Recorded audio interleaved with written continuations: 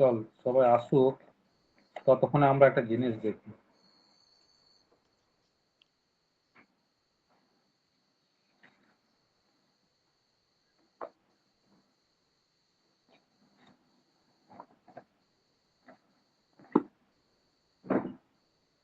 আমরা যেটা দেখি সেটা কোশ্চেন পেপার।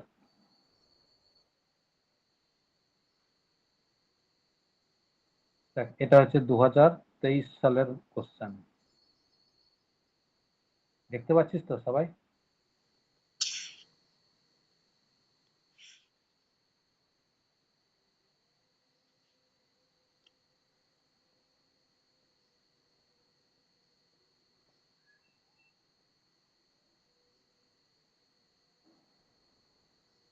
আরে দেখতে পাচ্ছিস? হ্যাঁ স্যার। তাহলে সেই জায়গা থেকে প্রথমে দেখ তো আমাদের যা পড়া হয়ে গেছে এখনো পর্যন্ত, যতটুকু আমরা পড়েছি সেই জায়গা থেকে কিরকম কোশ্চেন এসছে আগে সেটা দেখি। আমি 2023 সালের কোশ্চেনটা পেলাম এখন। দেখ ভালো করে, 8085 কত বিটের মাইক্রো প্রসেসর? 8 বিটের। প্রথমে একটা পেয়ে গেলাম। ভন নিউম্যান আর্কিটেকচার প্রোগ্রাম যেটা আছে, দেখ তোদের নোটে দেখ দেওয়া আছে। আমি যদি ওই জায়গাটা পড়াইনি, কিন্তু নোটে দেখ সুন্দর করে লিখে দেওয়া আছে। তো সেখান থেকে কোশ্চেনটা পেয়ে যাবি। আমি যদিও এখনো পড়াইনি। ইন্টেল ফার্স্ট মাইক্রো প্রসেসর বলেছে, কিন্তু ইন্টেলের প্রথম মাইক্রো প্রসেসর কোনটা?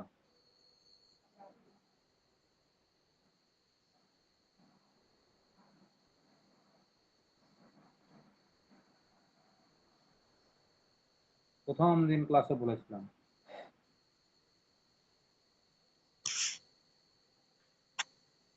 The content of stack pointer register after reset. Stack pointer যে রেজিস্টার, তার যে কন্টেন্ট মানে অ্যাড্রেস রিসেট করার পরে কততে আসে? নোটে লেখা আছে, যদিও এটা আমি এখনো বলিনি। নোটে এটা লেখা আছে, যদিও বলিনি আমি এখনো। তার কোশ্চেনটা পাবি নোট থেকেই। দেখ, এএলইউ স্ট্যান্ডস ফর, এএলইউ এর ফুল ফর্মটা কি? এটা তো বহুবার বলেছি। 8051 কত বিটের মাইক্রো প্রসেসর না মাইক্রো কন্ট্রোলার? 8051 মাইক্রো প্রসেসর না মাইক্রো কন্ট্রোলার?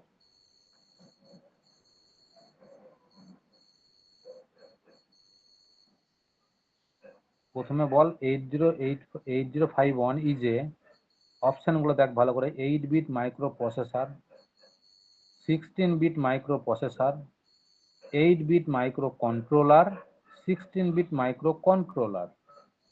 তাই 8051 তো মাইক্রো কন্ট্রোলার, তো মাইক্রো প্রসেসর নয়। তাহলে সি আর ডি এর মধ্যে অ্যান্সারটা লুকিয়ে আছে। বল কোনটা বলতো? বলেছি আমি অনেকবার বলেছি।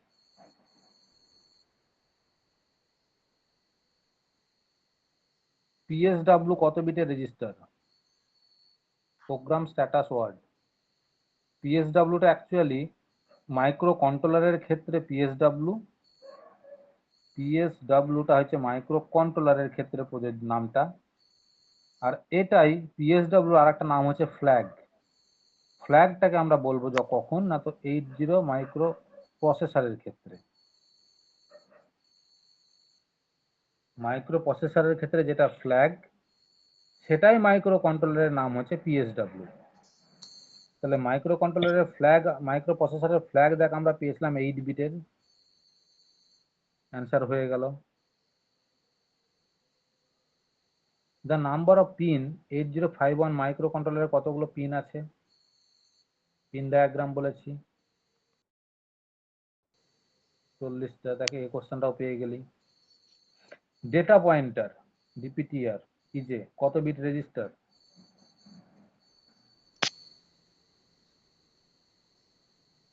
ডেটা পয়েন্টার কত bit register? 16 bit. Data pointer যখন আমরা অ্যাড্রেস করছি, তখন দেখ 4টে সংখ্যার অ্যাড্রেস লিখছি না? তাহলে চারটে সংখ্যার হেক্সাডেসিমালটা তো 16 বিট পেয়ে গেলাম। The address range of bit addressable memory in internal RAM of 8051 microcontroller, এটা এখন পাস নেই। পাওয়ার কন্ট্রোলার মোড 8051, এটাও এখন পাস নেই। The 8051 ইনস্ট্রাকশন, আচ্ছা এটা এই ইনস্ট্রাকশনটাকে আমরা বলেছি add a comma register r0।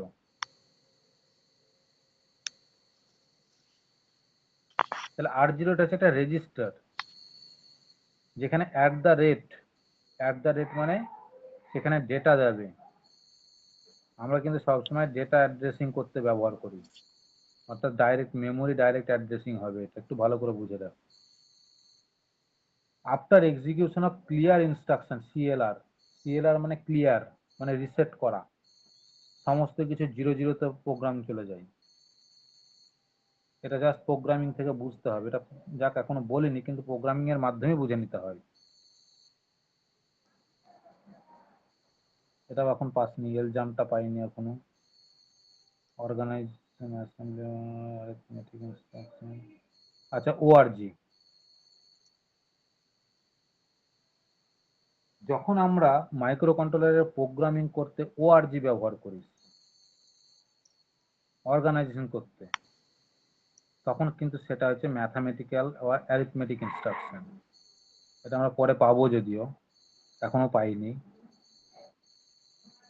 তারপরে দেখ, which of the following command will move the number 27 hexadecimal into the accumulator. অ্যাকুমুলেটরে আমি এই নাম্বারটাকে নিয়ে যেতে চাই, মুভ করাতে চাই 27 হেক্সাডেসিমাল। তাহলে তার ইনস্ট্রাকশনটা কি?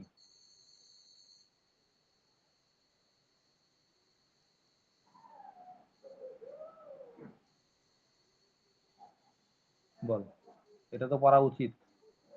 তার মানে এটা দেখ পেয়েছিস, আমি আগের দিনই প্রোগ্রামিং এ করিয়েছি।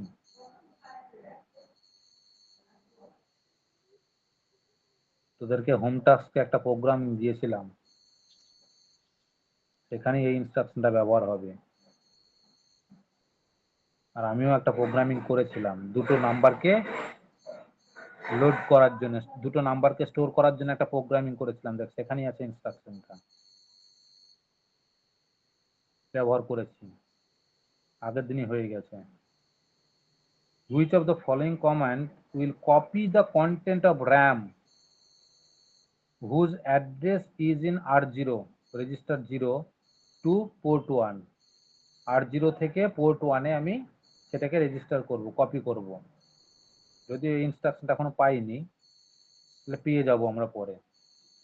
বাট দেখ, এখনো পর্যন্ত যেটুকু পড়ানো হয়েছে তার মধ্যে থেকে শর্ট কোশ্চেন কতগুলো পেলাম আমরা? 1 2 3 4 5 6 7 8খানা শর্ট কোশ্চেন আমার হয়ে গেল এখান থেকে, শর্টের উপরে। ও আরো আছে তো short question. The content of accumulator after,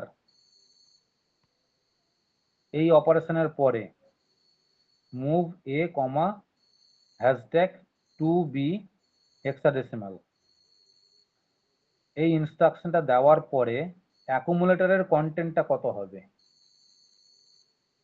অ্যাকুমুলেটরের মধ্যে ডেটাটা কত থাকবে সেটা বলতে বলেছে। তাহলে এটা তো পারা উচিত, যেটুকু হয়েছে তার মধ্যে থেকে ইনস্ট্রাকশনটা পেয়েছি আমরা। তারপরে এটা পাবো, এটা এখন পাইনি, মোড 3 এখন হয়নি, এই মোড নিয়ে এখন হয়নি। Which of the following instruction is equivalent to move a comma has 55 hexadecimal?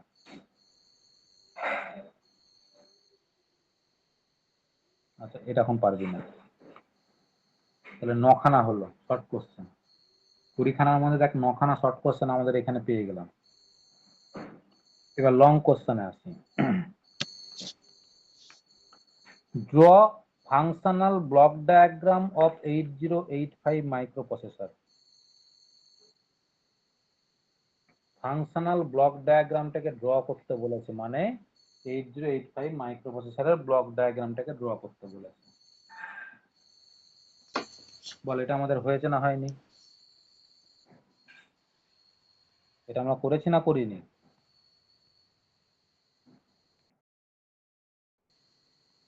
তারপরে কি বলেছে, যদি এই কোশ্চেনটা যদি পেরে যাস, এ যদি পারিস, দেখ বি এর কোশ্চেনটাও হয়ে যাবে, তোকে আর নতুন করে ভাবতে হবে না।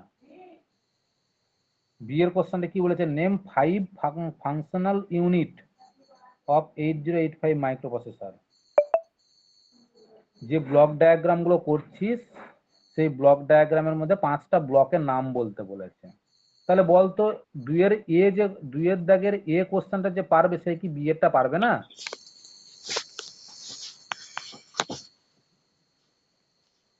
আরে ব্লক ডায়াগ্রামটা যখন করতে হবে সেই ব্লক ডায়াগ্রামের ভেতরে তো নামগুলো লিখতে হয়। তাহলে যেটা ব্লক ডায়াগ্রাম আমরা করছি সেটাই। তাহলে দুইয়ের দাগের এ যেটা অ্যান্সার যে পারবে সে তো বি এর অ্যান্সারটাও পারবে। তারপরে কি বলেছে, what is the bit size of internal data bus in 8085 microprocessor. Data বাসের বিট সংখ্যাটা কত? অ্যাড্রেস বাস ডেটা বাসের দেখ বিট সংখ্যা বলেছি, মনে আছে? তাহলে দেখ দুইয়ের দাগের পুরো কোশ্চেন পেয়ে গেলি। Write 3 difference between von Neumann and Harvard architecture. দেখ সুন্দর করে নোটে লিখে দেওয়া আছে। স্যার আপনি কি নোটটা দিয়ে দিয়েছেন স্যার? কেন, কবে দিয়ে দিয়েছি? প্রথম দিকে তো দিয়ে দিয়েছি রে।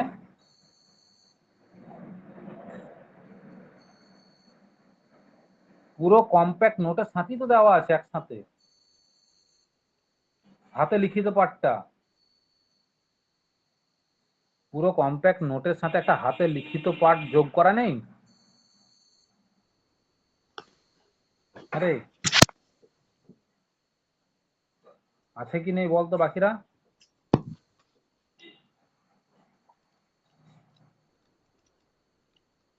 কি রে বল, রেসপন্স দে, আছে না নেই?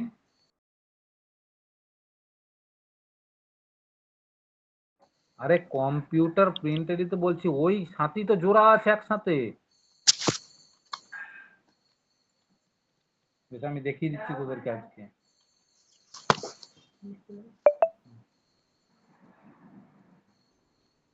আমি আজকে দেখিয়ে দিচ্ছি। তারপর দেখ কি লেখা আছে, হোয়াট ইজ ডেটা পয়েন্টার। আগের দিনই অ্যান্সারটা করে দিয়েছি, দেখ করে নি। মাইক্রোপ্রসেসর মাইক্রো কন্ট্রোলারের মধ্যে ডিফারেন্স, 3 দাগের কোশ্চেন দেখ পেয়ে গেলি।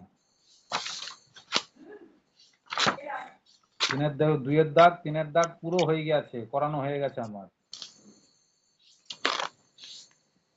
Explain program status word PSW, এটা যদিও এখনো বলিনি, পরে বলবো। এই অংশটা হয়নি এখন।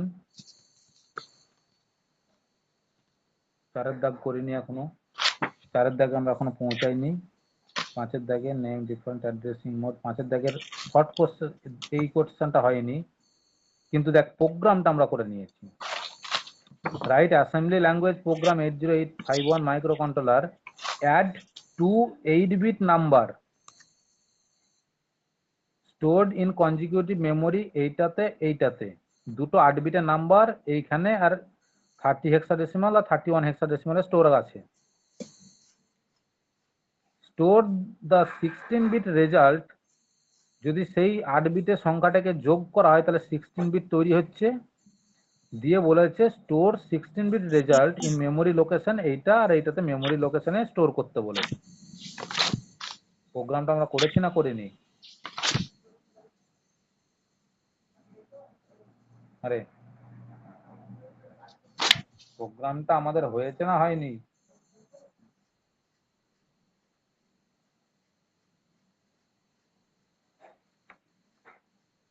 রেসপন্স করছিস না তোরা একটু। প্রোগ্রামটাকে খুলে বার করে দেখিয়ে দিই। দুটো 8-বিটের নাম্বার আমরা যোগ করলাম, যোগফলটা 16-বিট হলো, দিয়ে এই যোগটাকে আমরা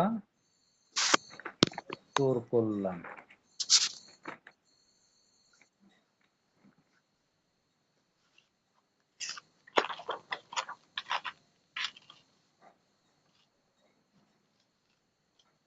এটা রিড করলাম,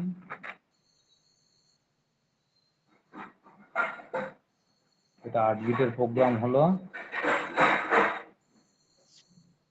বেশ, এই যে মাল্টিপ্লিকেশনের যেটা দিয়েছি, দুটো 8 বিটের নাম্বার এখানে আর এখানে স্টোর আছে, যে রেজাল্ট ভ্যালুটা এইটাতে এটাতে স্টোর হবে, তাহলে এটাতে মাল্টিপ্লিকেশন করছি আমরা। তাহলে মাল্টিপ্লিকেশনের জায়গায় এখন অ্যাড করতে বলেছে আমাদেরকে, একই তো প্রোগ্রাম। মাল্টিপ্লিকেশনের জন্য শুধু আমরা ব্যবহার করব এমইউএল এবি, আর অ্যাডিশনের জন্য যে জায়গাটা প্রোগ্রামটা হবে এডিডি এ কমা বি। এটাই তো পার্থক্য শুধু প্রোগ্রামের। কেউ একজন করে পাঠিয়েছিস আমাকে, সৌমেন পাঠিয়েছে না? সৌমেন পাঠিয়েছিস? স্যার তুই মনে হয় পাঠিয়েছিস প্রোগ্রামটা, আজকে দেখছিলাম আমি। পাঠিয়েছিস কি তুই? পাঠিয়েছি আজকে। হ্যাঁ, যে প্রোগ্রামটা আমার একটু জায়গায় ভুল লেগেছে, কোনখানে একটা ভুল আছে, সামান্য একটু ভুল আছে একটা জায়গাতে। কোন জায়গাটা আমার ঠিক মনে পড়ছে না, আমি তখন ব্যস্তর মধ্যে ছিলাম বলে আমি তোকে দেখ উত্তর রেসপন্স করেছি যে পরে দেখে জানাচ্ছি বলে। আমি এক নজরে দেখে যে আমার মনে হয়েছে একটা কোথাও ছোট্ট মিস্টেক হয়েছে একটা জায়গাতে। তাহলে এইটাই তো প্রোগ্রাম। আমাদের এখানে মাল্টিপ্লিকেশন করেছি আর এখানে কোশ্চেনে দিয়েছে অ্যাড করতে, যোগ করতে। একই তো প্রোগ্রাম, শুধু মেমোরি লোকেশন গুলো আলাদা আলাদা। আমি এখানে মেমোরি লোকেশন যা দিয়েছি এরা আলাদা মেমোরি লোকেশন দিয়েছে, এইটাই তফাৎ। তাহলে তো বিয়ের দাগের কোশ্চেন এক সুন্দর হয়ে গেল। তারপর দেখ আর একটা কি বলেছে, কতগুলো কোশ্চেন দিয়েছে দেখ, এই দেখ আবার দেখ, write assembly language program 8051 to multiply 2 8-বিট নাম্বার। এবার দেখ, এটাতে মাল্টিপ্লাই করতে বলেছে, দিয়ে স্টোর করতে বলেছে 16-বিট রেজাল্টটাকে এইটাতে আর এইটাতে। এবার দেখ কি বলবি বল এবার। এটাই মানে যেটা আগের দিন করতে দিয়েছি তোদেরকে, সেই প্রোগ্রামটাই নে মিলা এবার। তাহলে দেখ একই প্রোগ্রাম, এই দুটো প্রোগ্রামের লজিক সেম, শুধু একটা জায়গায় তফাৎ হবে, একটা লাইনের পার্থক্য আছে, আর এই মেমোরি লোকেশন গুলো পার্থক্য আছে, আর কিচ্ছু নেই। দুটোই সেম প্রোগ্রাম হবে, একটাতে অ্যাডিশন একটাতে মাল্টিপ্লিকেশন। কি তফাৎ থাকলো?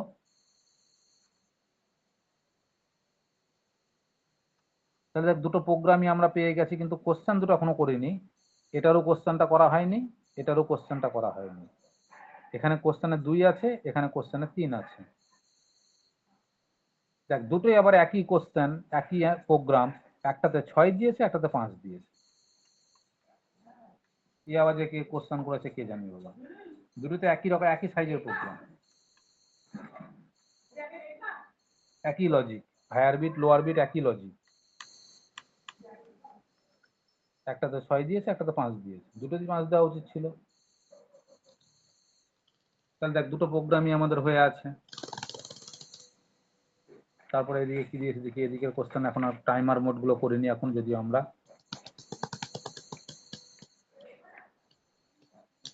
প্রায়োরিটি ইন্টারাপ্ট করিনি, রেজিস্টার করা হয়নি। এই দেখো এখান থেকে আরেকটা প্রোগ্রাম দিয়েছে, এই প্রোগ্রামটা কিন্তু কঠিন, এটা কিন্তু চরম কঠিন আছে, ভালো কঠিন প্রোগ্রাম। একটা স্কোয়ার ওয়েভ জেনারেট করতে বলেছে 50% ডিউটি সাইকেলের, মানে মাইক্রো কন্ট্রোলারের মধ্যে এইরকম ভাবে একটা স্কোয়ার ওয়েভ জেনারেট করতে হবে 50% ডিউটি সাইকেল। 50% ডিউটি সাইকেল মানে যতটা অন টাইম ততটাই অফ টাইম থাকবে, সেটাই হবে 50% ডিউটি সাইকেল।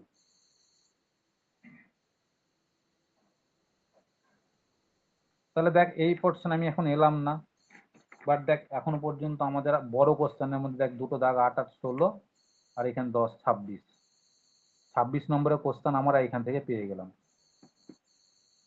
আবার ওই দিক থেকে 10 36, বল পাস করতে পারবি না?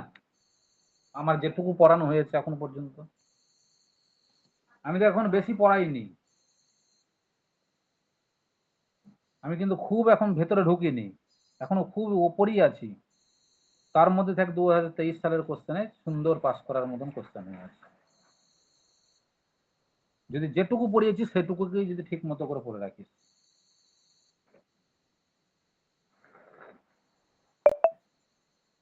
তাহলে এই 36 নম্বরের কোশ্চেন করে এসে 20 নম্বর পাবি না? কি মনে হচ্ছে তোদের? আর এদিক সেদিক এক একটা কি ম্যানেজ হবে না পরীক্ষার আগে পর্যন্ত?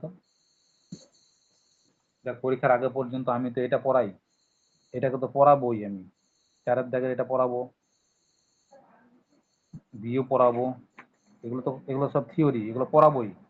অ্যাড্রেসিং মোডও পড়াবো, টাইমার মোডও পড়াবো, এগুলো তো সব হবেই।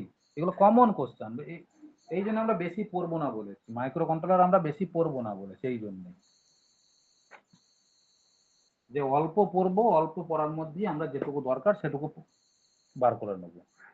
কারণ মাইক্রো কন্ট্রোলার নিয়ে তোরা তো বেশি কাজ করবি না, তোদেরকে পরীক্ষায় পাস করতে হবে। এবার যখন তোরা ইন্ডাস্ট্রিতে যদি মাইক্রো কন্ট্রোলার নিয়ে কাজ করিস, তাহলে তার জন্য স্পেশাল ট্রেনিংও পেয়ে যাবি তখন ওখানে। এবার ড্রাইভের কথা তাই, আমি শুধু কোশ্চেন কটা বার করলাম, আজকে হাতের কাছে কোশ্চেন কটা পেয়ে গেলাম বলে শর্ট কোশ্চেন আমি বাদ দিয়ে দিলাম। ড্রাইভে আমি শর্ট কোশ্চেনটাকে বাদ দিয়ে দিলাম, কতগুলো পেজ করানো হয়েছে হয়,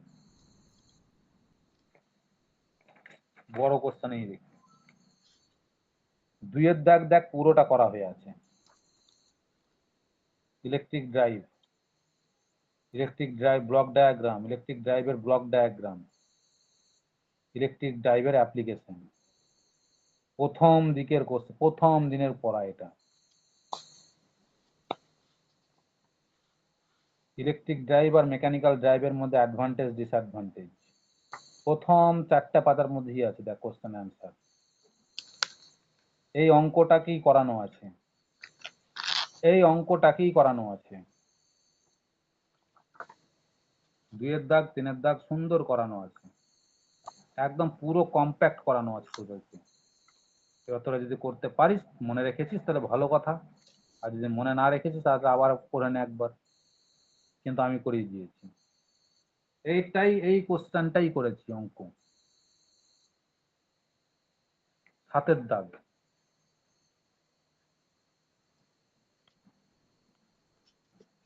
semi converter separately excited DC মোটরের কে দিয়ে তাদের ওয়েভ ফর্ম, ওয়ার্কিং প্রিন্সিপাল মানে ওয়ার্কিং এক্সপ্লেনেশন করতে হবে, মানে এগুলো দিতে হবে, এক্সপ্রেশন গুলো দিতে হবে, ফর্মুলা গুলো দিতে হবে, যে সেই গ্রাফ যেটা ড্র করেছিলাম সেই গ্রাফটাকে ড্র করতে হবে।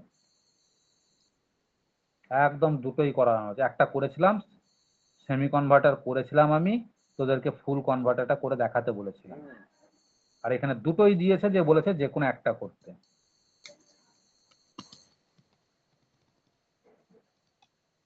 আবার দেখ কম্পেয়ার এসি ড্রাইভ ডিসি ড্রাইভের, ডিসি ড্রাইভ আর এসি ড্রাইভের মধ্যে কম্পেয়ার করতে বলেছে। এই দাগের কোশ্চেনটাও করা আছে, প্রথম দিকের কোশ্চেন এটা। তাহলে এখান থেকে দেখ আমি শর্ট কোশ্চেন বাদিয়ে দিলাম, দুটো বড় কোশ্চেন পেয়ে গেলাম, 3খানা বড় কোশ্চেন পেয়ে গেলাম, 3 8 24, আর এখানে 4 28, 28 নম্বর আমার সুন্দর পড়ানো হয়ে আছে, মানে করতে পারার মতন, করতে পারার মতন 28 নম্বর আমার সুন্দর হয়ে আছে। তারপরে তো এবার যদি শর্ট কোশ্চেন এইগুলোতে করতে পারিস তাহলে তো ভালো কথা। এই চারটেই প্রতি বছর আসে, একদম এই চারটেই প্রত্যেক বছর আসে। DC servo motor, BLDC motor, stepper motor আর হল সেন্সর, এই চারটেই তোদের সিলেবাসে আছে, আর প্রত্যেক বছরই কোশ্চেন দেয়, আর যে কোনো দুটো করতে হয়। 4টা থেকে দেয় যে যে কোনো দুটো করতে হয়, 4 4 8 একই কোশ্চেন প্রত্যেক বছর থাকে এটা। তাহলে এটা আমি একটা নোট দিয়ে দিই, পরীক্ষার আগে তোদেরকে একটা নোট দিয়ে দিই এই 4টের উপর, শুধু চোথা করার জন্য, এবার মুখস্থ করার জন্য যা করবি করিস তোরা বলে। তাহলে দেখ আমরা বেশি পড়িনি, কিন্তু অল্প পড়ার মধ্যেই দেখ আমাদের সব অনেক কতগুলো হয়ে আছে। বিল্ডিং ইলেকট্রিফিকেশন যদিও এখন করিনি, কিন্তু দেখ ইলুমিনেশন থেকে একটা গোটা কোশ্চেন আছে।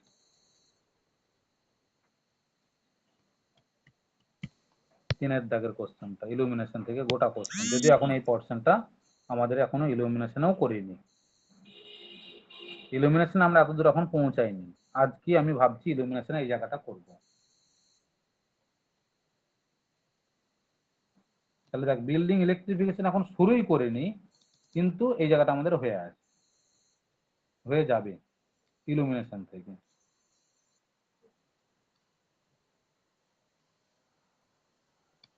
আর বিল্ডিং ইলেকট্রিফিকেশন সব থেকে সহজ জিনিস, এখানে কিছু মনে রাখার কিছু জিনিস নেই, শুধু বুঝে রাখলেই হবে জিনিসগুলোকে। যার মধ্যে আই রুলস থাকবে কটা, এখানে কটা দিয়েছে, এক্সপ্লেন এনি টু, দুটো করতে বলেছে, 28 47 56, যে কোনো দুটোকে করতে বলেছে। আর একটা পোটেনশিয়াল ট্রান্সফরমারের সিম্বলিক ডায়াগ্রাম দিয়ে তাকে বোঝাতে বলেছে। এমসিবি ব্যবহার করা হয় ডিস্ট্রিবিউশন বোর্ডে, কেন ব্যবহার করি সব আমাদেরকে বলতে হবে। এমসিবির দেখ ডায়াগ্রাম ওয়ার্কিং প্রিন্সিপাল এসছে, তাহলে এমসিবির ছবিটা আঁকতে হবে। এমসিবির ছবিটা কিন্তু প্রত্যেক বছর আমি আঁকতে বলি, একটু কঠিন ছবিটা আঁকা, কিন্তু প্রত্যেক বছরই কোশ্চেনটা আসে। এইচআরসি আর এলআরসির কাট ফিউজের মধ্যে একটা ডিফারেন্স, এটাও প্রত্যেক বছরের কমন কোশ্চেন। তাহলে চল আমরা ইলুমিনেশন পার্টে এই পার্টটাকে আমরা কভার করি, কারণ এখান থেকে 10 নম্বর কভার হয়ে যাবে। ইলুমিনেশনের জন্য কভার হবে, এই বিল্ডিং ইলেকট্রিফিকেশনের জন্য কভার হবে, সাথে ইলুমিনেশনের জন্য কভার হবে।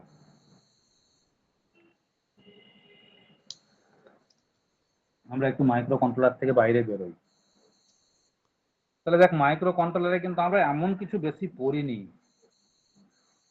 যেটুকু পড়েছি দেখ এই একটা কোশ্চেনকেই দুই ভাবে দিয়েছে, একবার অ্যাডিশনের জন্য, একবার মাল্টিপ্লিকেশনের জন্য। মাল্টিপ্লিকেশন যে বুঝতে পেরেছি সে অ্যাডিশনটাও করতে পারবি।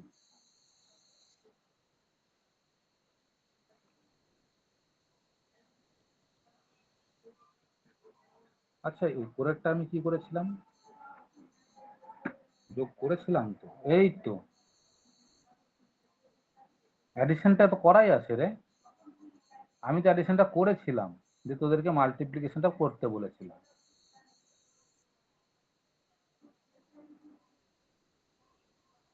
অ্যাডিশনের প্রোগ্রামটা তো আমি করেছি দেখছি,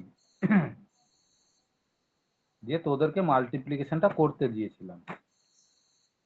দেখ কেমন সৌভাগ্যবশত আমার হাতে আজকে কোশ্চেনটাও চলে এসেছে।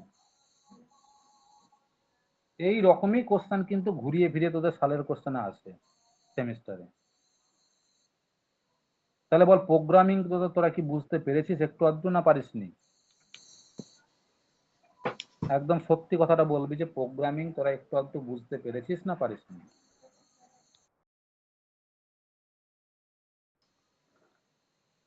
তাহলে সেইগুলো এবার কালচার কর একটু, এইগুলোকে নিয়ে এবার একটু কালচার কর। কিন্তু পরের যে কোশ্চেনটা প্রোগ্রামিংটা এসে দেখলি তো, কোশ্চেন 3খানা প্রোগ্রামিং আছে। প্রোগ্রামিং গুলো নামাতে পারলে একদম ফুল মার্কস পাবি, কিন্তু শুধু এইটুকু লিখতে পারলে কিন্তু ফুল মার্কস পাবি। প্রোগ্রামিংটাকে ভালো করার চেষ্টা কর। প্রোগ্রামিং অন্য কোশ্চেন করতে গেলে তোকে যতটা খাটতে হবে, যতটা এক্সপ্লেন করতে হবে, প্রোগ্রামিং এর উপরে কিন্তু এক্সপ্লেনেশন কিচ্ছু নেই। শুধু প্রোগ্রামিংটা করতে পারলেই নাম্বার পেয়ে যাবি। এবং প্রোগ্রামিং যদি বুঝতে পারিস যে খুব শর্ট টাইমের মধ্যে প্রোগ্রামিং হয়ে যাবে, তাহলে তিনখানা প্রোগ্রামিং যদি আমি নামাতে পারি 3 5 15 নম্বর আমার হয়ে গেল। এই জন্যই বলি যে প্রোগ্রামিংটাকে একটু ভালো করে কর, লজিকটাকে ধর প্রোগ্রামিং এ, দেখ প্রোগ্রাম হয়ে যাবে। লজিক যদি সাজাতে পেরেছিস প্রোগ্রাম হয়ে যাবে।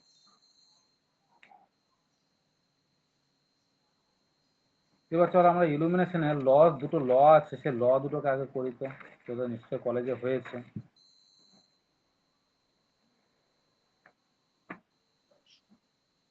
যেটাকে বলি আমরা লজ অফ ইলুমিনেশন।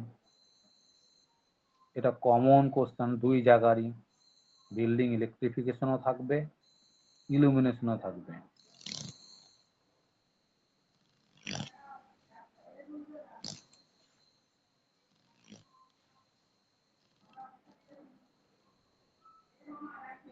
এই দুটো লয়ের মধ্যে আমাদের যে লাইট বা আলো যে নীতিতে প্রয়োগ হয় বা একটা জায়গাতে অ্যাপ্লিকেশন হয়, সেই লাইট বা আলো দুটো নীতির উপরে কাজ করে, যেটাকে বলি আমরা ল অফ ইলুমিনেশন। যে দুটো নীতিকে আমরা একসাথে বলি ল অফ ইলুমিনেশন। যার মধ্যে প্রথম নীতিটা কি? ইনভার্স স্কয়ার ল।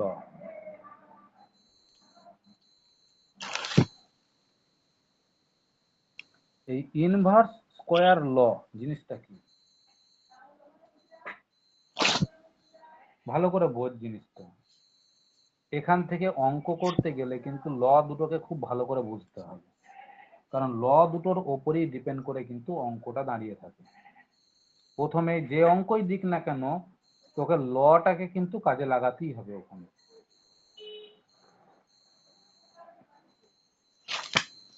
তাহলে বল, এই জায়গাতে ধরে নে আমার একটা লাইট সোর্স আছে, এটা আমার একটা লাইট সোর্স। এখন সেই লাইট থেকে যখন আলোগুলো পড়বে নিচে, তা আলোটা তো এইভাবেই পড়বে, তার আলোটা এইভাবে পড়ছে, দিয়ে এই জায়গাতে একটা সারফেস আছে, সেই সারফেসটা আলোকিত করছে। এটা সেই সারফেসটা আলোকিত হচ্ছে। এবার এখানে যে লাইট সোর্সটা লাগানো আছে, সেই লাইট সোর্সের লাইট ইন্টেন্সিটি যে ব্যাপারটা, সেই লাইট ইন্টেন্সিটি ব্যাপারটা এখানে আছে আই পরিমাণ। আর লাইট সোর্স থেকে সারফেস প্লেনটা, অর্থাৎ আলোটা যেখানে পড়ছে ফল করছে, সেটা দূরত্ব হচ্ছে R1। আমি 1 কেন দিলাম না, তো পরবর্তী আর একটা সারফেসকে আমি চিন্তা করব, যেটা হবে দ্বিতীয় সারফেস, আর এটা হবে প্রথম সারফেস।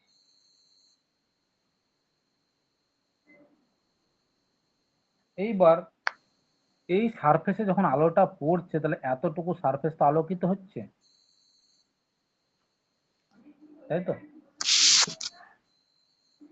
যতটুকু সারফেস আলোকিত হচ্ছে ততটুকু সারফেসের ক্ষেত্রফল হচ্ছে A1। এবার ইউনিট গুলো চিন্তা কর তোদের মতন করে। R1টাকে যদি সেন্টিমিটারে রাখিস তাহলে ক্ষেত্রফলটা হবে সেন্টিমিটার স্কোয়ার। R1টাকে যদি আমি মিটারে রাখি তাহলে ক্ষেত্রফলটাকে বলবো মিটার স্কোয়ার। এইভাবে ইউনিট গুলোকে তোরা আবার মাথায় রাখ।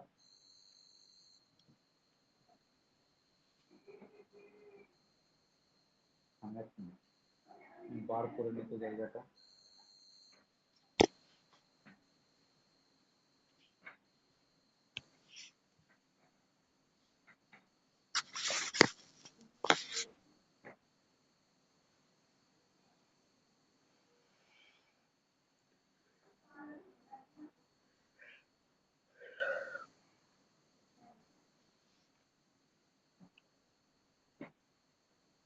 বেশ।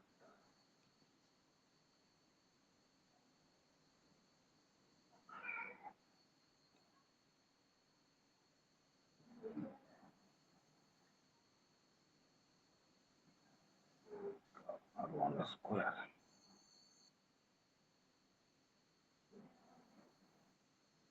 বেশ, ঠিক আছে। তাহলে আমার লাইট সোর্স আছে, যে লাইট সোর্সের লাইট ইন্টেন্সিটির মানটা হচ্ছে, মানে তড়িৎ আলোক প্রাবল্য, লাইট প্রাবল্য, লাইট ইন্টেন্সিটির মানটা হচ্ছে আই। যেখান থেকে আলোটা পড়ে এই সারফেস প্লেনটা আলোকিত হচ্ছে, আর লাইট সোর্স থেকে সারফেস প্লেনটা আছে R1 দূরত্বে, এবং যে সারফেসটা আলোকিত হচ্ছে তার ক্ষেত্রফলটা হচ্ছে R1, সরি A1। এখন আই যে আলোকটা লাইট ইন্টেন্সিটি থেকে আলোকটা বেরোচ্ছে, এই জায়গাতে যে আলোটা বেরোয়, এই জায়গাতে আলোটা বেরোনোর সময় যে অ্যাঙ্গেলটা তৈরি করে, এই অ্যাঙ্গেলটা প্লেন অ্যাঙ্গেল হয় না সলিড অ্যাঙ্গেল হয়? এইটুকু বল তোরা। এই জায়গাকার অ্যাঙ্গেলটাকে আমরা প্লেন অ্যাঙ্গেল বলি না সলিড অ্যাঙ্গেল বলি? Solid angle. সলিড অ্যাঙ্গেল বলি। কেন না, তো এই জায়গাকার অ্যাঙ্গেলটা কিন্তু দুটো স্ট্রেট লাইন মিলিত হলে যে অ্যাঙ্গেলটা তৈরি করে সেটা নয়, এখানকার অ্যাঙ্গেলটা একটা গোলাকার অ্যাঙ্গেল। ঠিক মুড়ির ঠোঙাটাকে যদি চিন্তা কর, এই জায়গাটা একটা মুড়ির ঠোঙা চিন্তা কর, আর আলোটা আছে ঠিক মুড়ির ঠোঙার কেন্দ্রবিন্দুতে। তাহলে এই জায়গাটাতে একটা গোলাকার অ্যাঙ্গেল তৈরি হয়। তাহলে সেই গোলাকার অ্যাঙ্গেল যেটা তৈরি হয় সেটাকে বলি আমরা সলিড অ্যাঙ্গেল।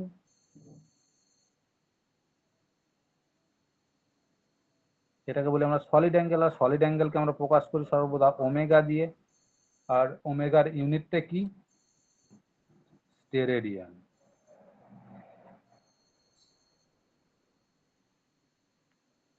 এইবার বল, যদি এখানকার সলিড অ্যাঙ্গেলটা হয় ওমেগা, আর আলোক সোর্সের আলোক প্রাবল্য অর্থাৎ লাইট ইন্টেন্সিটির মানটা যদি হয় আই, তাহলে এই রাস্তা দিয়ে যে পরিমাণ লুমেন বেরিয়ে আসছে সেই লুমেনটার পরিমাণ কত হবে?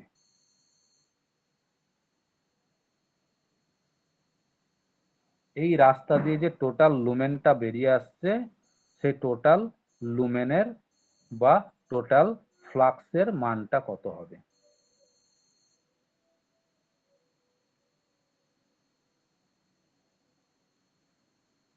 লাইট ইন্টেন্সিটিতে কি বলেছিল? একক সলিড অ্যাঙ্গেলের মধ্যে দিয়ে, অর্থাৎ এক সলিড অ্যাঙ্গেলের মধ্যে দিয়ে যে লুমেনটা বেরিয়ে আসে সেটাই তো লাইট ইন্টেন্সিটি। তাহলে এক সলিড অ্যাঙ্গেলের মধ্যে দিয়ে আসছে আই পরিমাণ আলো ফ্লাক্স, তাহলে ওমেগা সলিড অ্যাঙ্গেলের মধ্যে দিয়ে টোটাল কত আলো ফ্লাক্স আসবে? আই ইন্টু ওমেগা হবে না? ডেফিনেশন গুলো কিন্তু রিমাইন্ড করতে হবে মনে মনে।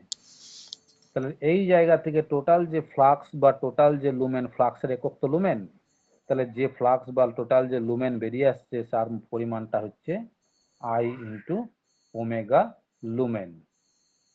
এই পরিমাণ লুমেন লাইট সোর্স থেকে বেরোচ্ছে। এইবার সেই পরিমাণ লুমেন সারফেস প্লেনে এসে পড়ছে, যে সারফেসটা আলোকিত হচ্ছে।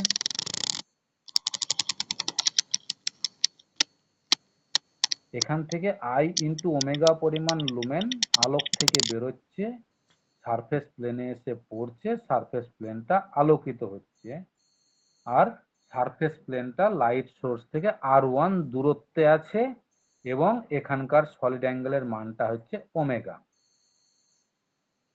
এইবার বল, এখানকার সলিড অ্যাঙ্গেলের মান যদি হয় ওমেগা, আর লাইট সোর্স থেকে সারফেস প্লেনটা যদি R1 দূরত্বে থাকে, তাহলে সেক্ষেত্রে A1 যে মানটা হয়, ক্ষেত্রফলের যে মানটা আমরা পাবো, সেই ক্ষেত্রফলের মানটা কত পাবো? R1 আর ওমেগার সাহায্যে সেটাকে নির্ণয় করতে হবে।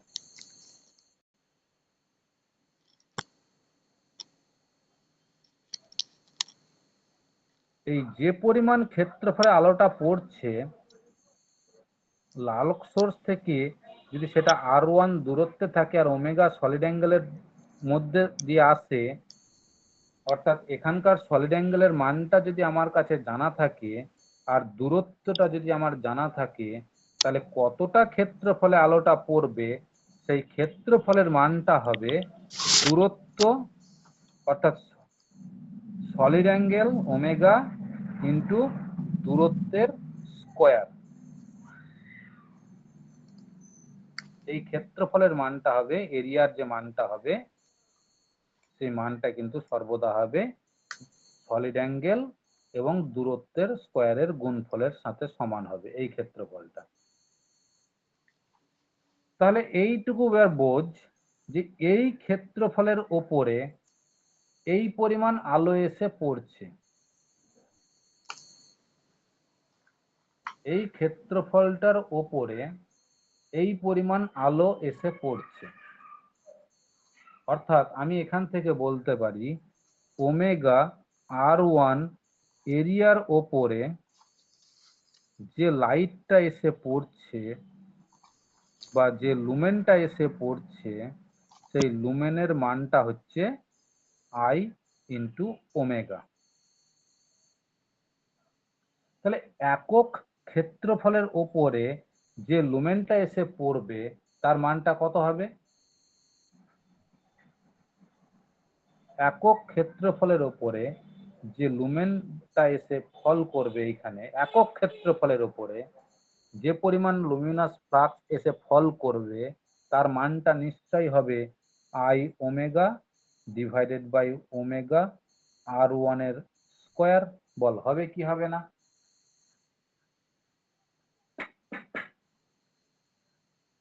হবে কি হবে না বল?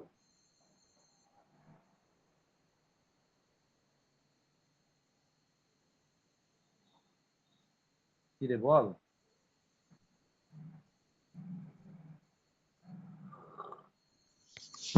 হ্যাঁ স্যার হবে। এবার একক ক্ষেত্রফলের উপরে যে পরিমাণ লুমিনাস ফ্লাক্স এসে ফল করে আমরা সেটাকে ডেফিনেশনে কি বলেছি? এই জিনিসটাকে আমরা ডেফিনেশনে কি বলেছিলাম?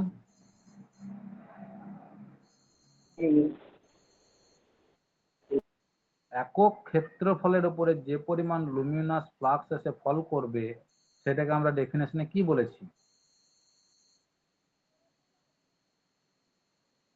সেটা কি তো বলেছিলাম ইলুমিনেশন, সেটারই তো নাম ছিল ইলুমিনেশন। তাহলে এই জায়গার যে ইলুমিনেশনটা পেলাম আমরা মান, সেটাই ইলুমিনেশনটা আমি 1 নম্বর এরিয়ার, আমি আরেকটা তলকে চিন্তা করব, এরিয়াটা সারফেস প্লেন আরেকটা সারফেস প্লেনকে চিন্তা করব, সেই জন্য এটাকে বলছি 1 নম্বর সারফেস প্লেন। তাহলে এই 1 নম্বর সারফেস প্লেনে যে ইলুমিনেশনটা, ইলুমিনেশনকে সর্বদা আমরা রিপ্রেজেন্ট করি ই দ্বারা, তাহলে 1 নম্বর প্লেনের জন্য E1 বলছি। তাহলে 1 নম্বর সারফেস প্লেনে যে পরিমাণ ইলুমিনেশন আমি এখানে পেলাম যার মান হচ্ছে E1, সেই E1 এর মানটা নিশ্চয় হচ্ছে I into omega divided by omega into R1 এর স্কয়ার, তাই তো? তাহলে এই জায়গাটা নিশ্চয়ই বলতে পারি ওমেগা ওমেগা কেটে দিয়ে E1 is equal two I by R1 এর স্কয়ার বলা যাবে কি যাবে না? তাহলে 1 নাম্বার সারফেস প্লেনে যে আলোটা এসে পড়ছে এই লাইট সোর্স থেকে, যার ওই সারফেস প্লেনে যে ইলুমিনেশনটা তৈরি হচ্ছে অর্থাৎ উজ্জ্বলতা যেটা তৈরি হচ্ছে, যার মানটা হচ্ছে I বাই R1 এর স্কয়ার। এবার যদি আমি এই সারফেস প্লেনটাকে লাইট সোর্সটাকে একই জায়গায় রেখে সারফেস প্লেনটাকে যদি আমি আরো দূরে নিয়ে যাই, এটা একটা কেস। অথবা সারফেস প্লেনটাকে একই জায়গায় রেখে আলোটাকে যদি আমি আরো উঁচুতে তুলি, তাহলে তো একই ব্যাপার দুটোই। এবার আমি দূরত্বটাকে চেঞ্জ করব, সারফেস প্লেন আর লাইট সোর্সের মধ্যে দূরত্বটাকে চেঞ্জ করব। তাহলে সেই দূরত্ব চেঞ্জ করব যখন, একজনকে স্থির রেখে আরেকজনের দূরত্ব চেঞ্জ করব। তাহলে প্রথম কেস হতে পারে আলোটাকে স্থির রেখে সারফেস প্লেনটাকে আরো দূরে নিয়ে যাওয়া, এটা একটা কেস হতে পারে। আর একটা কেস হতে পারে সারফেস প্লেনটাকে ঠিক জায়গায় রেখে আলোটাকে উঁচুতে তোলা। তাহলে দুটোই তো একই জিনিসই বোঝাবে আমাকে, তাই নয়? আমি যদি এখন আলোটাকে স্থির রেখে, লাইট সোর্সটাকে স্থির রেখে সারফেস প্লেনটাকে যদি আরো দূরে নিয়ে যাই, অর্থাৎ এই সারফেস প্লেনটাকে এখানে না রেখে যদি আমি আরো দূরে নিয়ে যাই, তাহলে আলোটা বলতো বেশি জায়গা জুড়ে পড়বে না সেই জায়গায় ততটুকু জায়গাতেই পড়বে? এখন আলোটা আরো বেশি জায়গা জুড়ে পড়বে, তাহলে আলোটা এখন পড়বে ধরে নে এতটুকু জায়গাতে।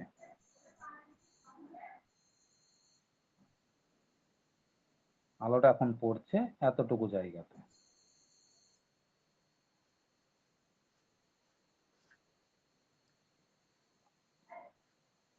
এবার আলোটা যে দূরত্বটা যখন আমি বাড়িয়ে দিলাম, এইবার বলছি যে দূরত্বটা আমার এখন বর্তমানে আছে সেটা আলোক সোর্স থেকে, লাইট সোর্স থেকে যে সারফেস প্লেনে যে দূরত্ব, সেটাকে আমি নাম বলছি এখন R2 দূরত্বে আছে। এবার এটাকে বলছি দ্বিতীয় প্লেন, আর ওই জন্য আগেরটাকে 1 নম্বর বলেছি, এটাকে 2 নম্বর বলছি। এখন যদি আমি সারফেস প্লেনটাকে দূরে নিয়ে চলে যাই, অর্থাৎ আলো যে প্লেনটাতে পড়ছে সেই প্লেনটাকে যদি আমি আরো দূরে নিয়ে চলে যাই, তাহলে বলতো আলোক সোর্স থেকে যে আলোটা বেরোচ্ছিল সেই আলোটাই এসে পড়বে না আলোক সোর্স থেকে আলো আরো বেশি করে বেরোবে?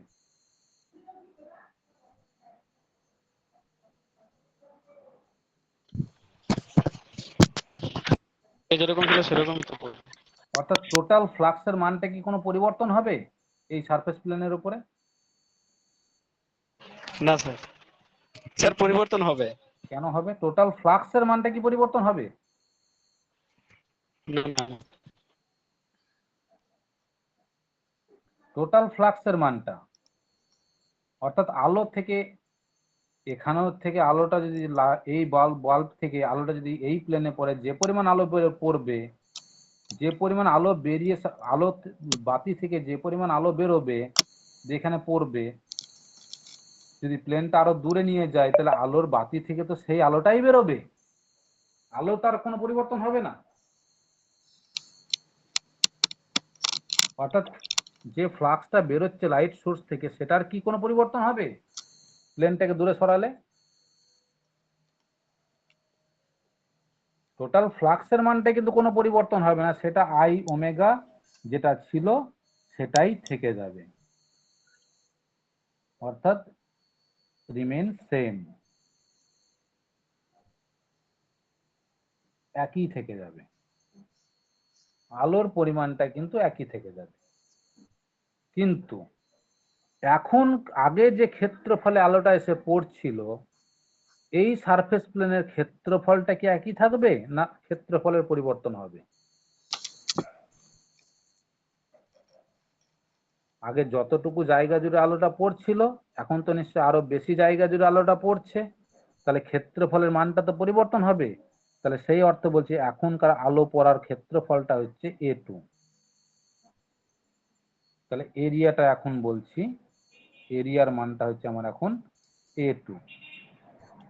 এই কতটা এরিয়াতে আলোটা পড়ছে সেটা যদি আমার কাছে সলিড অ্যাঙ্গেল আর দূরত্বটা জানা থাকে, তাহলে সেই জায়গা থেকে আমরা বলতে পারি এখানকার ক্ষেত্রফলের যে মানটা হবে সেটা হবে সলিড অ্যাঙ্গেল ইন্টু দূরত্বের স্কোয়ার।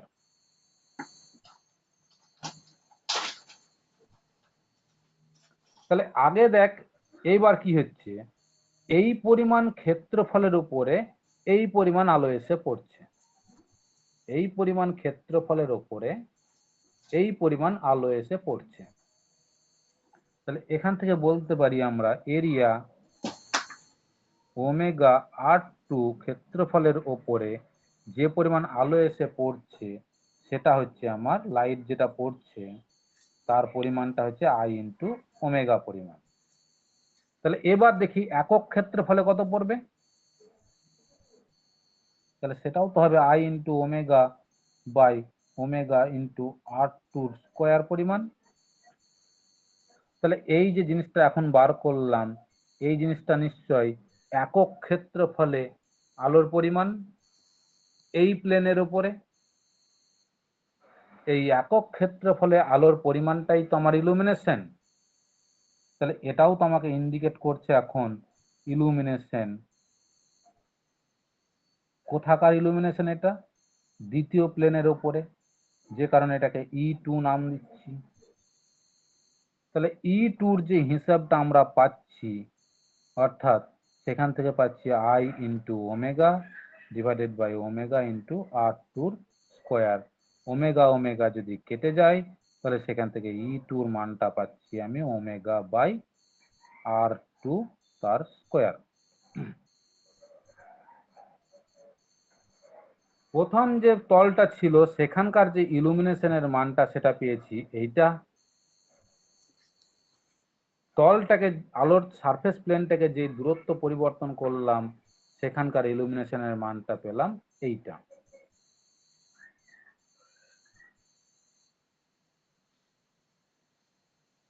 অর্থাৎ ফার্স্ট সারফেসে যে ইলুমিনেশনটা আমরা পেয়েছি, অর্থাৎ ফার্স্ট সারফেসে যে ইলুমিনেশনটা আমরা পেয়েছি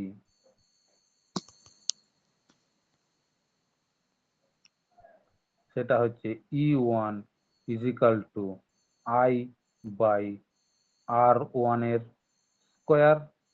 এটাকে বলছি 1 নাম্বার। সেকেন্ড সারফেসে যে ইলুমিনেশনটা আমরা পাচ্ছি সেটাকে বলছি E2, যার মানটা হচ্ছে I বাই R2 তার স্কোয়ার। এটাকে বলছি 2 নম্বর।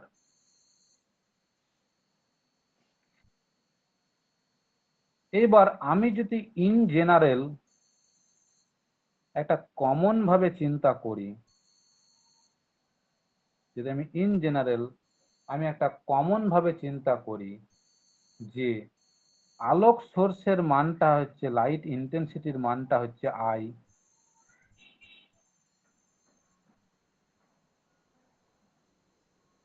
লাইট ইন্টেন্সিটির মানটা আছে I, ডিস্টেন্স হচ্ছে R, সারফেস প্লেন যেটা পড়ছে তার ডিস্টেন্সটা হচ্ছে R।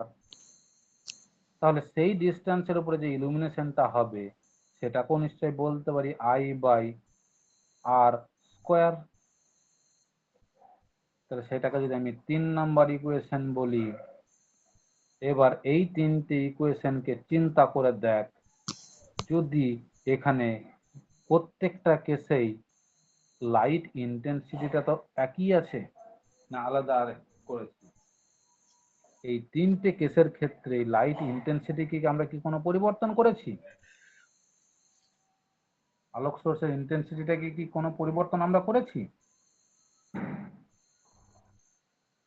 করিনি। তাহলে এই অর্থে যদি বলি এখন I যদি আমার কাছে একটা কনস্ট্যান্ট প্যারামিটার হয়,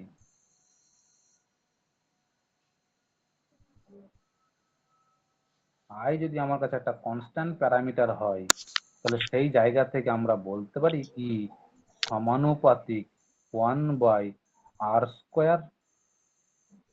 এই তিনখানা ইকুয়েশনকে কম্পেয়ার করে, যেখানে I হচ্ছে আমার সমানুপাতিকটাকে যখন সমানে রিপ্রেজেন্ট করব তখন একটা সমানুপাতিক ধ্রুবক নিতে হবে, যে ধ্রুবকটাই হচ্ছে I।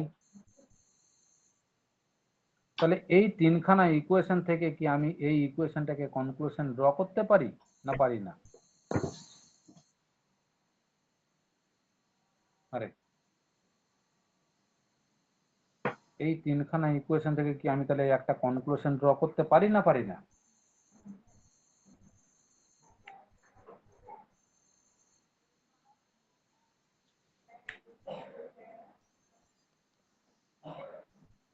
তাহলে এই যে ইকুয়েশনটা আমরা পেলাম, যেখানে দেখতে পাচ্ছি কি কোনো একটা সারফেস প্লেনে যদি r দূরত্বে থাকে তাহলে সেই সারফেস প্লেনের যে ইলুমিনেশনটা হবে সেই ইলুমিনেশনের মানটা সর্বদা দূরত্বের বর্গের ব্যস্তানুপাতিকে পরিবর্তন হবে।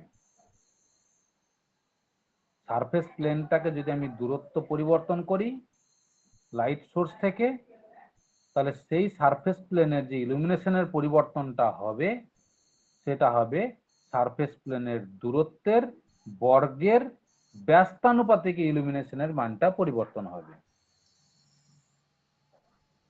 এই দূরত্বের বর্গের ব্যস্তানুপাতিক সেটাকেই বলি আমরা, বর্গ মানে স্কয়ার, ব্যস্তানুপাতিক মানে হচ্ছে ইনভার্স। সেই জন্য এই লটাকে বলি আমরা ইনভার্স স্কয়ার ল। অর্থাৎ এই আলোক সোর্সটাকে যদি আমি স্থির রাখি আর আলোর সারফেস প্লেনটাকে যদি আমি পরিবর্তন করি, তাহলে এই সারফেস প্লেনের যে ইলুমিনেশনের পরিবর্তনটা হবে সেটা সর্বদা দূরত্বের বর্গের ব্যস্তানুপাতিকে ইলুমিনেশনের মানটার পরিবর্তন হবে। এই জন্য নামটা হচ্ছে ইনভার্স স্কয়ার ল। পরীক্ষাতে এটা খুব কমন কোশ্চেন, দুই জায়গাতে, বিল্ডিং ইলেকট্রিফিকেশনও এবং ইলুমিনেশন, দুই জায়গাতেই এটা কমন কোশ্চেন। এটা হলো 1 নাম্বার সূত্র। 2 নাম্বার সূত্র একটা আছে যেটাকে বলি আমরা ল্যামবার্ট কোসাইন ল।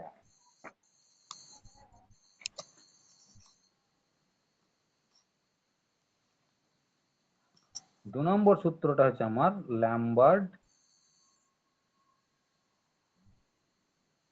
কোসাইন ল।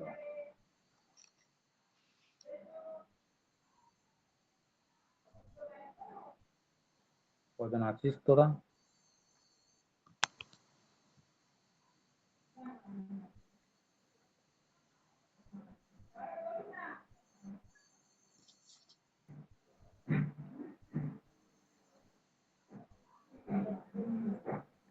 এইবার দেখ, এই ল্যামবার্ট কোসাইন লটাকে বোঝার জন্য আমি এই ছবিটাকে একটু পরিবর্তন করব। এই ক্ষেত্রে আলোটা কোথা থেকে পড়ছে? ওপর থেকে নিচে। এই ক্ষেত্রে আলোটা ওপর থেকে নিচে পড়ছে। আর এটাকে বোঝার জন্য থাম, একটা টর্চ আছে আমার ঘরে, সেই টর্চটাকে নিয়ে আসি তো।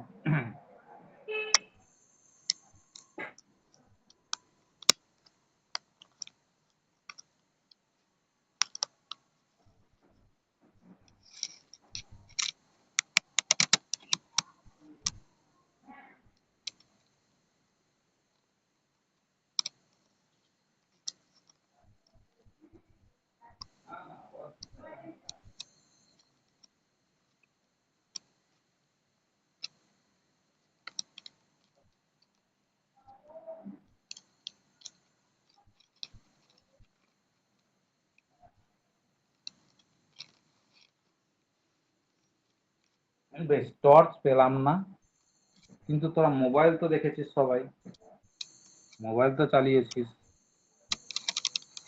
তাহলে সেই অর্থে মোবাইল থেকে যখন আলোটা পড়ে সারফেসে, তখন তো এইভাবে পড়ছে। আমি এখন কিভাবে লাইটটা ধরে আছি, মোবাইলের ফ্ল্যাশটা উপরে ধরে আছি, নিচে পড়ছে আলোটা। এই সিস্টেমটাকে আমি যদি এইভাবে করি তাহলে কি পরিবর্তন কিছু হলো, না একই থাকলো ব্যাপারটা? বল। আমি এখন সাইড থেকে করছি ব্যাপারটা, অর্থাৎ আলোটা এইভাবে আসছে। আলোর একটা গোলাকার পড়ছে, আলোর একটা গোল হচ্ছে, বুঝতে পারছিস তো?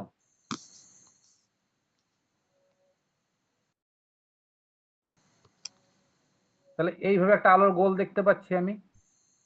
তাহলে এখন সারফেসটা লম্বভাবে দাঁড়িয়ে আছে, আলোটাও সাইডে আছে। এখন এই জিনিসটা যদি আমি এইভাবে দেখি, তাও তো একই ব্যাপার, একই কনসেপ্ট, তাই নাই? তাহলে আমি এখন এই জিনিসটাকে, এই ছবিটাকে সাইড থেকে চিন্তা করছি, উপর থেকে নিচে না চিন্তা করে সাইড থেকে যদি আমি চিন্তা করি যে এইভাবে আছে সারফেসটা, দেখ একটা গোল গোল হচ্ছে। এইবার আমার যে মোবাইলের ফ্ল্যাশটা সেটা হচ্ছে আলোক সোর্স,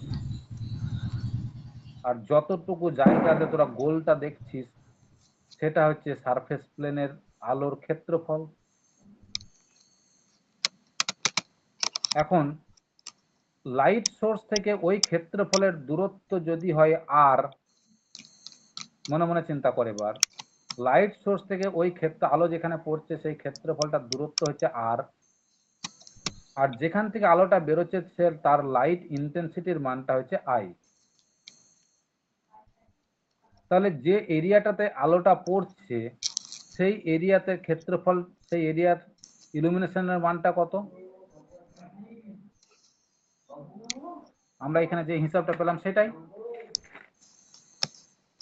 এবার বলছি আমি, আলোক সোর্সটা এখানে আছে, যে আলোক সোর্স থেকে লাইটটা এইভাবে পড়ছে, দিয়ে আলোটা সারফেস প্লেনটা এইভাবে আছে। তাহলে সারফেস প্লেনের এই জায়গাটাতে একটা গোলাকার তৈরি হচ্ছে তো, না হচ্ছে না বল? তাহলে এই জায়গা থেকে লাইট ইন্টেন্সিটির মানটা হচ্ছে আই, আর এখান থেকে লাইট সোর্সের দূরত্বটা, আলো থেকে লাইট সোর্স থেকে সারফেস প্লেনের দূরত্বটা হচ্ছে আর, আর এখানকার সলিড অ্যাঙ্গেলটা হচ্ছে ওমেগা। তাহলে এই অবস্থায় এই জায়গাতে একটা ক্ষেত্রফল তৈরি হয়েছে তো, আলোটা যতটুকু জায়গাতে পড়ছে তার একটা ক্ষেত্রফল আছে না নেই বল? তাহলে সেই হিসাব করে এই জায়গাতে যে ইলুমিনেশনের মানটা পাচ্ছি ই, তার মানটা কত? আই বাই আর স্কোয়ার, তাই তো? বল এটা হবে কি হবে না? অ্যাকর্ডিং টু ইনভার্স স্কোয়ার ল মেনে হবে কি হবে না বল?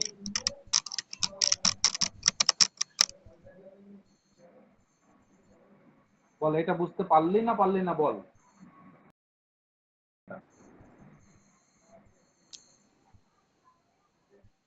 ক্লিয়ার কর কিন্তু, বারবার বলছি। এবার দেখ, আমি সেই জায়গাতে ফিরে আসি। তাহলে সারফেস লাইটটা আছে এখানে, আলোর গোলটা দেখতে পাচ্ছিস তো?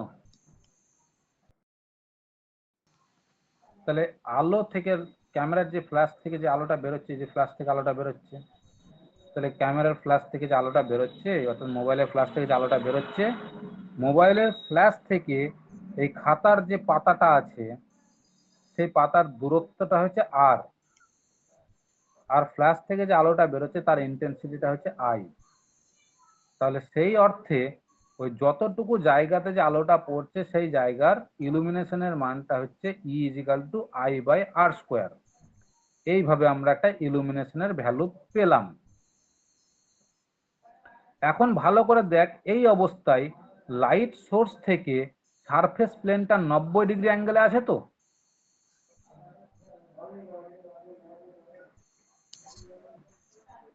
লাইট সোর্স থেকে সারফেস প্লেনটা একদম 90 ডিগ্রি অ্যাঙ্গেলে আছে না নেই?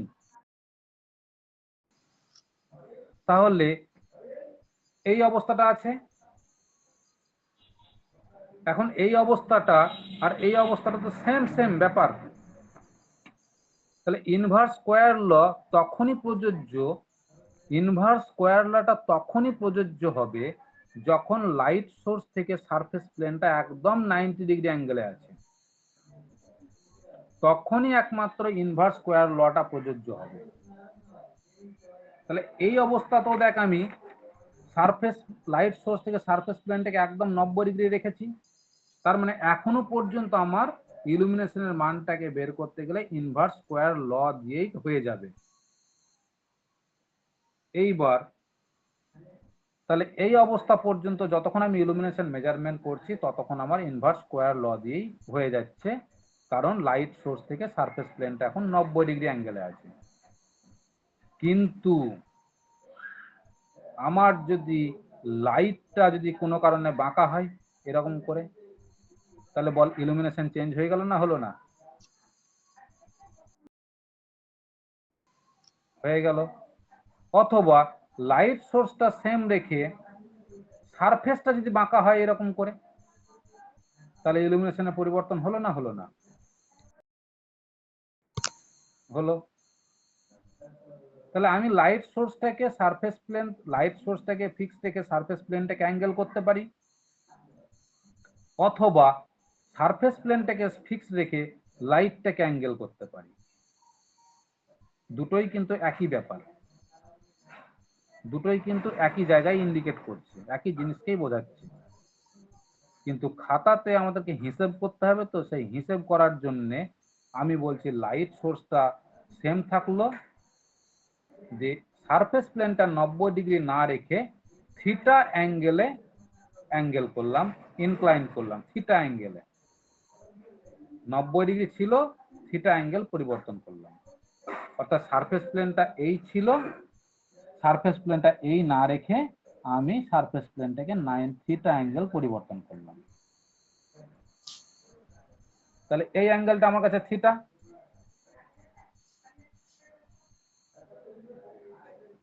তাহলে এখন লাইটটা দেখ, এই অংশ আর এই অংশ মিলে এই জায়গাতে গোলাকার হচ্ছে, তাই তো?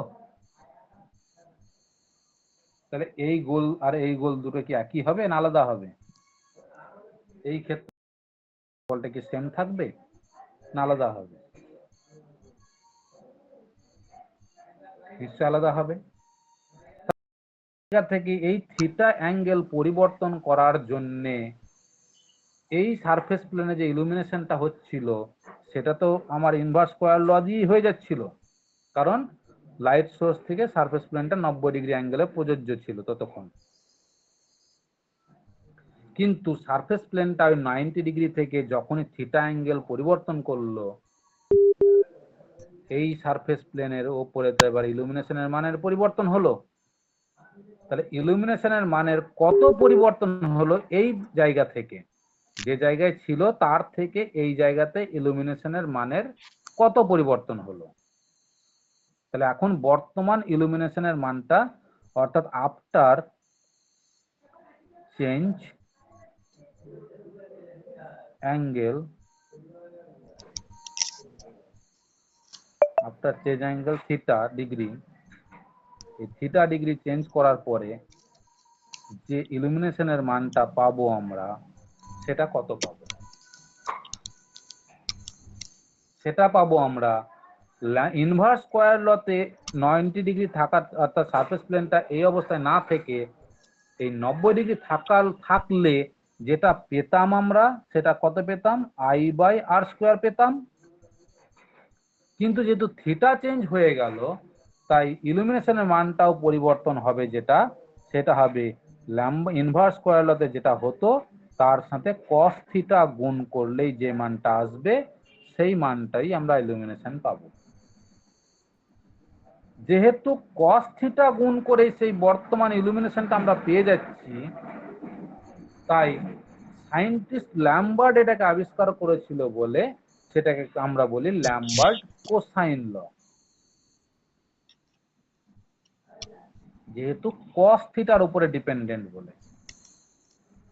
বুঝতে পারলি?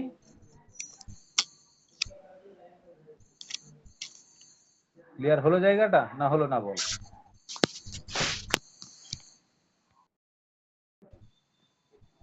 তাহলে এইটা হচ্ছে আমার দুটো রুল, যে এটা আমরা 90 ডিগ্রি থাকলে পেতাম, কিন্তু 90 ডিগ্রি নেই, থিটা চেঞ্জ করেছে অ্যাঙ্গেল, তাই কস থিটা গুণ হয়ে গেল। তাহলে 90 ডিগ্রি থাকা অবস্থার সাথে কস থিটা গুণ করলেই যে পরিবর্তনটা হবে সেই পরিবর্তনের ইলুমিনেশন এখানে আমরা দেখতে পাবো।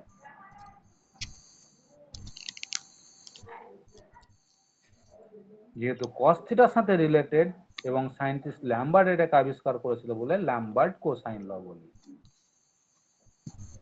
তাহলে 1 নম্বরটা হচ্ছে আমার ইনভার্স স্কয়ার ল, 2 নম্বর হচ্ছে আমার ল্যাম্বার্ট কোসাইন ল। এই দুটোকে আমরা একসাথে বলি লজ অফ ইলুমিনেশন। এই দুটো ইলুমিনেশনের ল আমি যে কোনো অঙ্ক করতে যাব এরপরে আমাকে প্রথমেই এই লটাকে ব্যবহার করে অঙ্ক আগে নামাতে হবে, দেন পরবর্তী কন্ডিশন অ্যাপ্লাই করতে হবে।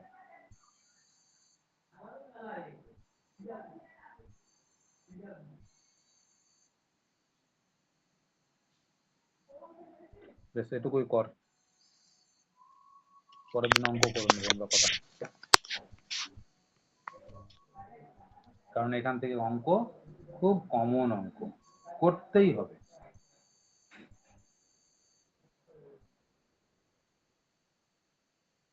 সেখান থেকে অঙ্ক না নামাতে পারলে ইলিমিনেশনে পাস করা কিন্তু খুব চাপ আছে। এখান থেকে অঙ্ক তোদেরকে নামাতেই হবে।